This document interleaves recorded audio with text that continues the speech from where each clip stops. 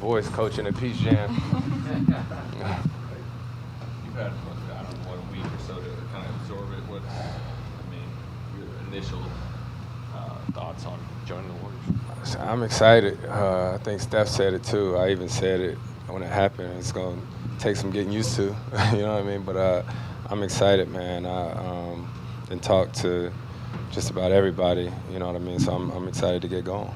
When you think about the way that you guys will have to all mesh together, how do you see that working? What do you need to do to make it all smooth? Not to like sound crazy or whatnot, but at the end of the day, it's basketball. You know, it's not brain surgery. And I'm going into a situation with a bunch of guys who done played together for a long time that know how to play. And you all right over there? Sorry. All right. But State Farm. yeah, right. It's expensive insurance right there. It's I don't know. I guess it's me or whatnot, but I'm not as worried about it as probably everybody else is, or anybody. And when I say everybody, not necessarily our team, but we gonna figure it out. Is there a style of play in your career that you can remember is at least somewhat similar to the way they play, with kind of all the flowing movement and all that?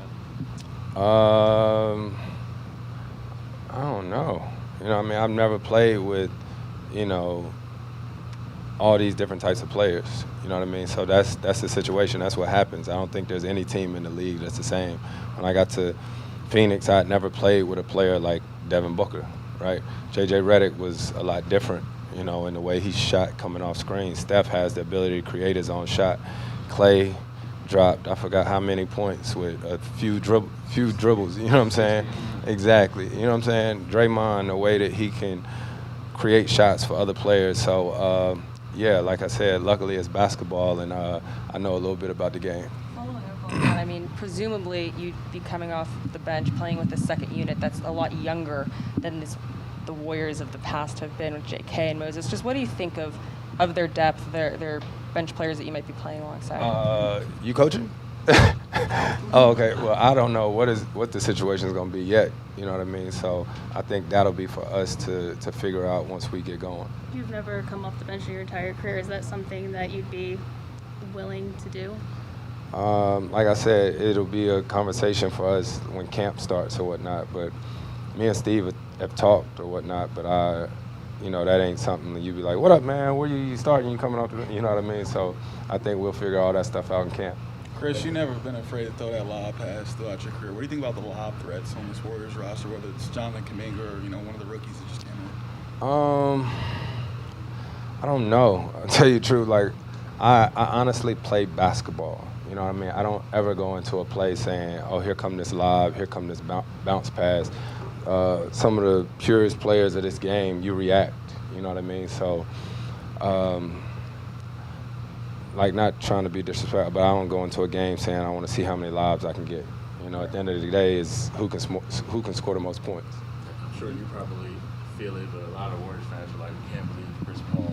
Yeah, neither can my family. You know what I mean? But it is what it is. Sports. You know what I mean? So obviously, the day the trade happened and all that, and you put the jersey on for the first time. Me and Steph actually worked out together today, and it's wild, man, the way life happens, and it does, and you show up and you enjoy the ability to still play this game at a high level.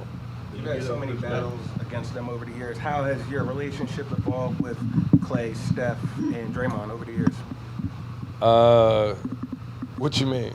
Like? I mean, you guys have been rivals, you know, for a while, battles in a basketball context. Heated rivalries. So now you guys are going to be teammates. Just how has the relationships evolved? I think it's funny because there's always a respect there too when you compete like that against guys. You know what I mean? And obviously fans always want the insight. Do y'all talk? Do this happen? You know, Clay. For all those years, I would be running around chasing Steph, and Clay would be guarding me. You know, so there's a respect there. Me and Clay talk when we play. You know, and I think Draymond is sort of like. I always say when people ask me who's the one player that I didn't get to play with that I wish I would have, and I always say Kevin Garnett. And it's because the first 3 times I ever played against KG, we both got double techs. We was about to fight every time. But it was because he was like-minded like me, you know what I mean? And I think that's the way with Draymond. I know he competes just like I do, so it's going to be, you know, definitely dope to see us now as teammates. Obviously, those guys are your peers, and they've won championships, but big picture, you played a lot of basketball. Did you ever think at this stage in your life, you still be like, hey, we want this guy, we're going to win, we're going for a championship, but you still did have this impact on the game? Did I think it? Yes, because I know the type of work that I put in and the competitor that I am, you know what I mean? Like, when you put the work in, I say this all the time, then you're never surprised about the situations, and you can always live with the different outcomes. But, you know, talking to Steve, talking to Steph, Dre, all these guys, I was real close with Andre Iguodala, Hilton Armstrong, who's one of the coaches, played with me in New Orleans. So basketball has a way of connecting people, and that's what I'm excited about. What was the workout with Steph like today? Wasn't a lot of misses. You know what I mean? So. I mean, it's clear you've had a lot of conversations with him, or I'm sure you did today. Just what have those kind of entailed? Is this basketball strategy, or is it just like reflection that It ain't that deep, man. I'm serious. Like, I think I said it before. My wife over there went to Steph and Aisha's wedding. They were at my wedding. Like, we've known each other for a very long time, aside from the basketball court. Chris, when you get to camp, when you have an elite basketball IQ and you join a room filled with elite basketball IQs, what are you hoping can happen? That we win.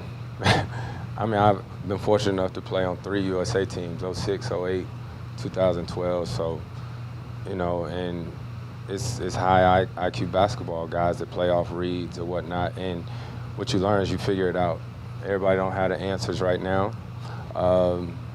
We'll practice. I'm sure there's going to be some things that I got to learn, things that they got to learn about me, but that's the case with any team. Yeah. What were those days like after Phoenix traded you to Washington, and I'm sure you weren't anticipating? Yeah, that's a good question, DA. What were those days like? I was on a book tour. You know what I mean? So I was with my wife, you know what I mean? I was in New York. I was doing Good Morning America. I did Zooms. I did all that. So when you're in the midst of that and all that, you don't really even have time to process it or know what's going on. So that's that. Did you have any anticipation about how that would be resolved, you know, in terms of Washington's going to send you somewhere, like, you know? Yeah, to be honest, man, it's all such a blur now, you know, because like I said, anybody that wrote a book and did a book tour is kind of nonstop. And I mean, I had a funeral that I went to in the midst of it. I was traveling with my family and all that, but everything happens for a reason, and I'm too excited to be in the Bay. You know what I'm saying? Like, seriously, like, I said it before, it's a lot of guys who still don't get this opportunity to play this game, and not only am I still playing, thank God, at a high level, but with a great organization and a great team. When you reflect on, like, how you and Steph began, he was in high school looking up to you, and, you know, now you guys are teammates. How wild is that to think, like, you've been a part of his journey? It's cool. Yeah, I've been a part of his journey. He's been a part of mine. You know what I mean? Before his rookie year, he traveled with me and my family or whatnot. I know his dad, family, all that, kids, everything, man. And Steph is, it's been so dope to see. You know what I mean? Him, Seth, and all that. And we crazy competitors, as we should be. You know what I mean? But there are times where you get a chance to reflect. You know, a text here and there or whatnot, congratulating each other. And so, I mean, even working out today, we was just laughing. I don't think me and him had probably worked out together probably since like 2009 or something. So it's a great opportunity and a blessing to still be doing this at our ages, because he ain't young no more either. Yeah. Two more. Chris, when you talk about the competitor that you still are, and we all know that you are still one, your place in Springfield was secure a long time ago. Your legacy is pretty secure. Is it just about the one ring? Is it what still drives you, I guess, at this point? When you've done this much already. This is a sport. You know what I mean? Like, this is fun. You know what I mean? Like, I don't know. Like, it's it's a job or whatnot, but I get a chance to play basketball every day and say that's my way of life. You know what I'm saying? So you saying like, why do I do it? For the same reason I did it when I was 4 or 5 years old. You know what I mean? Like I wouldn't spend the time training and working out and hooping and being away from my family if I didn't love it the way that I do. You know what I mean? So that hasn't changed, and yeah, that's why. I read that you know, you have expectations of playing, you know, far beyond this season, or at least a few years. Is that right? I mean, you kind of still view the next few years as kind of your window. No question. Yeah.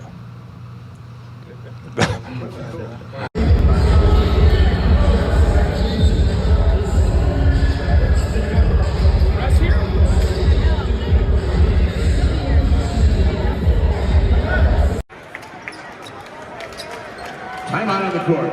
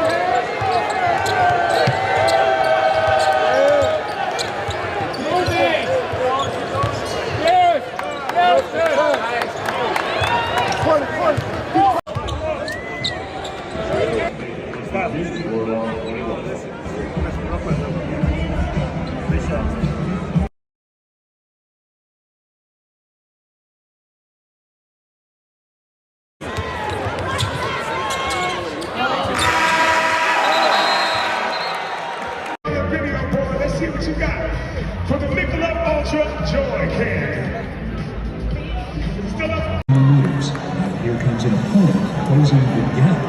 1 foot in front of the other. They're all battling it out. And this pair edges out. Goes over X of the champion. At State Farm, we're there for you winners. Good play today. Like a good neighbor, State Farm is there.